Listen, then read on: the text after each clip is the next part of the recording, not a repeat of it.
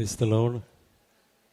ഞാൻ തിരുവനന്തപുരം മലയങ്കീഴിനടുത്ത് പൊറ്റയിൽ മലങ്കര കോളി ക്രോസ് ദേവാലയത്തിൽ വരുന്നു. എൻ്റെ പേര് സെൽവൻ കെ. കൃപാസന മാതാവിനെക്കുറിച്ച് ഏറെ വർഷങ്ങൾക്ക് മുമ്പ് അറിയുകയും ഇവിടുത്തെ പത്രം ലഭിക്കുകയും ചെയ്തിട്ടുണ്ട്. എന്നാൽ അപ്പോഴെല്ലാം എൻ്റെ മനസ്സിൽ കടന്നു വന്നു, നമ്മുടെ നാട്ടിലും പരിശുദ്ധ അമ്മ ഉണ്ടല്ലോ, പിന്നെ എന്തിനാണ് കൃപാസനത്തിൽ പോയി ഇപ്പോൾ ഇങ്ങനെ ഒരു ആരാധനയെ പങ്കെടുക്കുക. എന്നാൽ വി പി ജോസഫ് അച്ഛൻ്റെ പ്രഭാഷണങ്ങളും ആരാധനകളും പലപ്പോഴും കണ്ടു. എന്നിട്ടും ഇവിടെ കടന്നു വരുവാനുള്ള മനസ്സ് ഉണ്ടായില്ല. ഒരു ദിവസം ഞങ്ങളുടെ ദേവാലയത്തിലെ കുരിശടിയിൽ പരിശുദ്ധ അമ്മയോട് പ്രാർത്ഥിച്ചുകൊണ്ട് നിൽക്കുമ്പോൾ പരിശുദ്ധ ദൈവമാതാവ് ഇങ്ങനെ സംസാരിക്കുന്നത് ഞാൻ കേട്ടു. എത്രയും വേഗം ഈ പ്രദേശത്തുള്ള കുറേ ദൈവമക്കളെയും കൂട്ടി കൃപാസനത്തിൽ വരിക. ഞാൻ പെട്ടെന്ന് കണ്ണ് തുറന്നു നോക്കി, പരിസരത്ത് ആരെയും കണ്ടില്ല. അപ്പോൾ എനിക്ക് മനസ്സിലായി, പരിശുദ്ധ അമ്മ ഞാൻ കാണിച്ച അവഹേളനകളും ഞാൻ കാണിച്ച ക്രൂരതയൊക്കെ മനസ്സിലാക്കിയിട്ട് എന്നെ വിളിക്കുകയാണ് എന്ന് തോന്നി. എന്നിട്ടും എൻ്റെ മനസ്സ് അനുവദിച്ചില്ല. വീണ്ടും ജപമാല ചൊല്ലി പ്രാർത്ഥിക്കുമ്പോൾ പരിശുദ്ധ അമ്മ എപ്പോഴും പറയുന്നുണ്ട്, കൃപാസനത്തിൽ അനേക അക്രൈസ്തവരെ കൂട്ടിക്കൊണ്ട് വരിക. എൻ്റെ മനസ്സിലത് വല്ലാതെ സ്പർശിച്ചു. പ്രാർത്ഥന കൂട്ടായ്മകളിൽ പങ്കുവച്ചു. അപ്പോൾ പലരും പറഞ്ഞു, ആ മാസം തന്നെ ഒരു വലിയ ബസ് അറേഞ്ച് ചെയ്ത് നമുക്ക് കൃപാസനത്തിൽ പോകണം. അങ്ങനെ 2022 ആഗസ്റ്റ് മാസം 9-ാം തീയതി ആദ്യമായിട്ട് ഞങ്ങൾ ഇവിടെ വന്നു. ഇവിടെ വന്നപ്പോൾ മുൻവശത്ത് വന്നപ്പോൾ തന്നെ ഒരു വല്ലാത്ത അനുഭവം ഉണ്ടായി. പരിശുദ്ധാത്മാവിൻ്റെ സ്പർശനം, ഹൃദയം തണുത്ത് ഒരാനന്ദം ഇതെല്ലാം ഉണ്ടായി. ഉടൻ തന്നെ ഉടമ്പടി എടുത്തു. ഉടമ്പടിയുടെ ക്ലാസ് കേട്ടപ്പോൾ വല്ലാത്ത ദൈവ അനുഭവം ഉണ്ടായി. ഉടമ്പടി കഴിഞ്ഞ് വളരെ പ്രത്യാശയോടും പ്രാർത്ഥനയോടും കൂടെ വീട്ടിലേക്ക് ഞങ്ങൾ മടങ്ങിപ്പോയി. എന്നാൽ 3 ദിവസം കഴിയുന്നതിന് മുമ്പ് തന്നെ പരീക്ഷണങ്ങൾ ഒന്നൊന്നായി കടന്നു വന്നു. എൻ്റെ ഭാര്യയെ വീട്ടിനടുത്ത് വെച്ച് ഒരു മൂർഖൻ പാമ്പ് കടിച്ചു. അപ്പോൾ എന്താണ് കടിച്ചതെന്നറിയാത്തത് കൊണ്ട് ഞാൻ വിശ്വാസ പ്രമാണം ചൊല്ലി കൃപാസനത്തിലെ അഭിഷേക തൈലം പുരട്ടിക്കൊടുത്തു. വൈകുന്നേരമായപ്പോൾ ഞാനൊരു പ്രാർത്ഥനയ്ക്ക് പോകാൻ ഒരുങ്ങുകയായിരുന്നു. ഭാര്യയുടെ കണ്ണും മശങ്ങുകയും ഒരുമാതിരി നീര് കൂടിയിട്ട് നീല കളറാകാൻ തുടങ്ങി. അപ്പോൾ എനിക്ക് മനസ്സിലായി, ഇത് മറ്റൊന്നുമല്ല, ഏതോ പാമ്പ് കടിച്ചതാണെന്ന്. ഉടൻ തന്നെ അടുത്തുള്ള ഒരു വിഷവൈദ്യൻ്റെ അടുത്ത് കൊണ്ടുപോയി. ഈ എണ്ണ പുരട്ടി കണ്ടപ്പോൾ അവർ ശരിക്കും വഴക്ക് പറഞ്ഞു. എന്നിട്ട് പറഞ്ഞു, മണിക്കൂർ കഴിഞ്ഞെങ്കിൽ നിങ്ങളുടെ ഭാര്യ മരിച്ചു പോകുമെന്നൊക്കെ പറഞ്ഞു. ഞാൻ അവിടെ ഇരുന്ന് വിശ്വാസ പ്രമാണം ചൊല്ലി, എൻ്റെ ഭാര്യയ്ക്ക് ഒന്നും സംഭവിക്കില്ല, കാരണം ഈ പുരട്ടിയിരിക്കുന്നത് പരിശുദ്ധ അമ്മ ജീവനോടെ പ്രത്യക്ഷപ്പെട്ട അൽത്താരയിൽ നിന്നൊഴുകുന്ന യേശു ക്രിസ്തുവിൻ്റെ ജീവൻ്റെ രക്തമാണെന്ന് പറഞ്ഞു. അവർ കല്ലെല്ലാം വച്ച് വീണ്ടും കുറേയൊക്കെ ഭയപ്പെടുത്തി. രാത്രി 10 മണിയാകുന്നതിന് മുമ്പ് തന്നെ കല്ലെല്ലാം വീണു. ഞാൻ പറഞ്ഞു, വീട്ടിൽ കൊണ്ടുപോയിക്കൊള്ളാമെന്ന് പറഞ്ഞു. അവർ നിർബന്ധിച്ച് എൻ്റെ നിർബന്ധം കൊണ്ട് വീട്ടിൽ വിട്ടു. അങ്ങനെ അത്ഭുതകരമായ സൗഖ്യം ലഭിച്ചു. വീണ്ടും പല പ്രാവശ്യം വീട്ടിൻ്റെ പരിസരത്തുകൂടെ ഇഴജന്തു വരികയുണ്ടായി. അപ്പോൾ എനിക്ക് മനസ്സിലായി, ഇത് പരീക്ഷണങ്ങളാണ്. കാര്യം ഞാൻ പരിശുദ്ധ അമ്മയെ അവഹേളിച്ചതുകൊണ്ട്, അല്ലെങ്കിൽ പരിശുദ്ധ അമ്മയുടെ പുണ്യസ്ഥലത്ത് വരാൻ മടി കാണിച്ചതുകൊണ്ട് പിശാച്, ഞാനിപ്പോൾ കടന്നുപോയി അനേക അക്രൈസ്തവരെ കൊണ്ടാണ്, അതുകൊണ്ട് പിശാച് വല്ലാതെ ഉപദ്രവിക്കുകയാണെന്ന് മനസ്സിലായി. വിശ്വാസ പ്രമാണം ചൊല്ലി ഇവിടെ നിന്ന് കൊണ്ട് ഉപ്പ് 4 ചുറ്റുമിട്ട് ഞങ്ങൾ 2 പേരും കൂടെ പ്രാർത്ഥിച്ചു, ജപമാല ചൊല്ലി. ഇന്നുവരെ ഈ ഇടജന്തു ആ പ്രദേശത്ത് കാണാനിടയില്ല. Praise the Lord. വീണ്ടും അടുത്ത പരീക്ഷണം ഉണ്ടായി. ഞങ്ങളുടെ ദേവാലയത്തിൽ എല്ലാ ദിവസവും കുർബാനയില്ല. ഇവിടുന്ന് ക്ലാസ് കേട്ടപ്പോൾ എല്ലാ ദിവസവും പരിശുദ്ധ കുർബാനയ്ക്ക് പോകണമെന്നുള്ള പ്രത്യാശ ഉണ്ടായി. അങ്ങനെ പരിശുദ്ധ കുർബാനയ്ക്ക് പോകുമ്പോൾ ഒരു ഓട്ടോറിക്ഷ വന്ന് എൻ്റെ 2 വീലറിടിച്ച് ഞങ്ങൾ 2 പേരും വീണു. എൻ്റെ ഭാര്യയുടെ തല പൊട്ടി ആശുപത്രിയിലായി. അപ്പോൾ ഡോക്ടർ പറഞ്ഞു, സ്കാൻ ചെയ്യണം, വലിയ ഗുരുതരമായ മുറിവുണ്ട്, ക്ഷതമേറ്റു പറഞ്ഞു.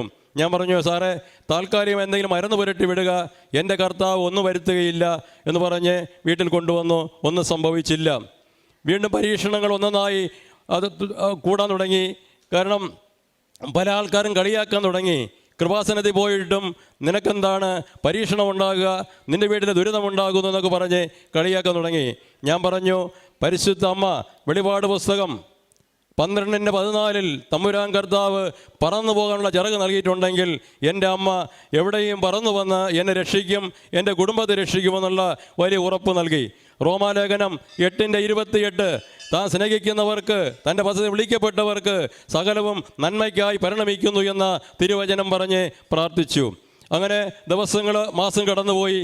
വീണ്ടും ഇവിടെ പുതുക്കാനായിട്ട് കടന്നു വന്നു. ഇവിടെ നിന്ന് പുതുക്കിയപ്പോൾ ബഹുമാനപ്പെട്ട ജോസഫ് അച്ഛൻ്റെ ക്ലാസ്സിൽ പറഞ്ഞു, നിങ്ങൾ ആദ്യം വയ്ക്കേണ്ട നിയോഗം നിങ്ങളുടെ ആവശ്യങ്ങളൊന്നുമല്ല, മറിച്ച് പരിശുദ്ധാത്മാവിൽ നിറഞ്ഞ് ദൈവത്തെ ആരാധിക്കണം പറഞ്ഞു. അപ്പോൾ ഞാൻ എൻ്റെ നിയോഗം മാറ്റി പരിശുദ്ധാത്മാവിൽ നിറഞ്ഞ് ദൈവത്തെ ആരാധിക്കുവാനുള്ള കൃപാവരം തരണമേ എന്ന് ദൈവത്തോട് പ്രാർത്ഥിച്ചു. അങ്ങനെ പുതുക്കിയിട്ട് വീട്ടിൽ പോയപ്പോൾ MA BEd പാസ്സായി. എൻ്റെ മകൾക്ക് ഒരു ജോലിക്ക് വേണ്ടി അനേക വാതിലുകൾ മുട്ടി 4 ടെസ്റ്റൊക്കെ എഴുതി, ഒരിടത്തും ലഭിച്ചില്ല. എന്നാൽ കൃപാസനത്തിൽ വന്ന് ഉടമ്പടി എടുത്ത് പുതുക്കി ആ മാസം തന്നെ എൻ്റെ മകൾക്ക് ഹൈസ്കൂളിൽ ടീച്ചറായിട്ട് ജോലി കിട്ടി. ദൈവം തമ്പുരാൻ ആദ്യത്തെ അത്ഭുതം ചെയ്തു. രണ്ടാമതായിട്ട് എൻ്റെ നട്ടെല്ലിന് 20 വർഷം കൊണ്ട് തേയ്മാനമായിരുന്നു. ശ്രീചിത്ര മെഡിക്കൽ സെൻ്ററിലാണ് ഞാൻ ജോലി ചെയ്തിരുന്നത്. അവിടുത്തെ പ്രഗത്ഭന്മാരായ ന്യൂറോ ഡോക്ടർമാർ പറഞ്ഞു, സെൽവൻ ഒരു ബെൽറ്റ് ധരിച്ചേ പറ്റൂ, ഇനി മേലിൽ 2 വീലർ ഓട്ടിക്കരുത് എന്നൊക്കെ പറഞ്ഞു. ഇവിടെ വന്ന് ഉടമ്പടി എടുത്ത് പ്രാർത്ഥിച്ചതിന് ശേഷം ഞാൻ ഉടമ്പടി തൈലം പൂശി പ്രാർത്ഥിക്കുകയും ദൈവത്തോട് പറഞ്ഞു, എനിക്ക് സൗഖ്യം കിട്ടിക്കഴിഞ്ഞാൽ ഞാൻ എവിടെയെല്ലാം സാക്ഷ്യം പറയാൻ പറ്റുമോ അവിടെ എല്ലാം സാക്ഷ്യം പറയുമെന്ന് നേർച്ച നേർന്നു. പ്രിയമുള്ളവരെ, ആ മാസം ആഴ്ചയിൽ തന്നെ എൻ്റെ നട്ടലിൻ്റെ വേദന പൂർണ്ണമായിട്ട് ദൈവം മാറ്റി. ഇന്ന് എനിക്ക് എല്ലാ ജോലിയും ചെയ്യാൻ പറ്റുന്നു, എനിക്ക് 2 വീലർ ഓട്ടിക്കാൻ പറ്റുന്നു, 30-40 കിലോമീറ്റർ വാഹനത്തിൽ യാത്ര ചെയ്ത് പ്രാർത്ഥനകൾക്ക് പോകാനായിട്ട് ദൈവം തമ്പുരാൻ സഹായിക്കുന്നു. വീണ്ടും എൻ്റെ 2 കൈയുടെ ഷോളർ ഉയർത്താൻ പറ്റുകയില്ല, ബനിയൻ പോലും ഇടാൻ പറ്റാത്ത വേദനയായിരുന്നു. ഉടനെ പല വൈദ്യന്മാരെ കണ്ടു, പല ഡോക്ടർമാരെ കണ്ടു. അവരെല്ലാം പറഞ്ഞു, MRI എടുക്കണം, നിങ്ങളുടെ നട്ടലിൻ്റെ ആകെ കുഴപ്പമാണ് എന്നൊക്കെ പറഞ്ഞു. ഇവിടെ ഉടമ്പടി എടുത്ത് ഉപ്പ് ഇട്ട് വെള്ളം പുരട്ടി, അതുപോലെ തന്നെ കൃപാസന തൈലം പൂശി ഇന്ന് വരെ യാതൊരു കുഴപ്പമില്ലാതെ എൻ്റെ 2 കരങ്ങൾ ഉയർത്തി കർത്താവിനെ സ്തുതിക്കുവാനും ആരാധിക്കുവാനും ഒക്കെ സർവശക്തനായ ദൈവം സൗഖ്യം തന്നു. വീണ്ടും എൻ്റെ ഭാര്യയുടെ ചേച്ചി BP വന്ന് തളർന്ന് 2 ആശുപത്രിയിൽ കൊണ്ടുപോയി. 2 പേർ പറഞ്ഞു, എത്രയും പെട്ടെന്ന് മെഡിക്കൽ കോളേജിൽ എത്തിക്കുക, നിങ്ങളുടെ ഈ മകൾക്ക് സ്ട്രോക്കാണ്, തളർന്നു പോകും എന്ന് പറഞ്ഞു. മെഡിക്കൽ കോളേജ് കൊണ്ടുവന്നപ്പോൾ ഒരു വശം മുഴുവനും തളർന്ന് വണ്ടിയിൽ നിന്ന് വലിച്ച് ഇഴയ്ക്കും പോലെയാണ് ഞങ്ങളെ ട്രോളിയിൽ കയറ്റിയത്.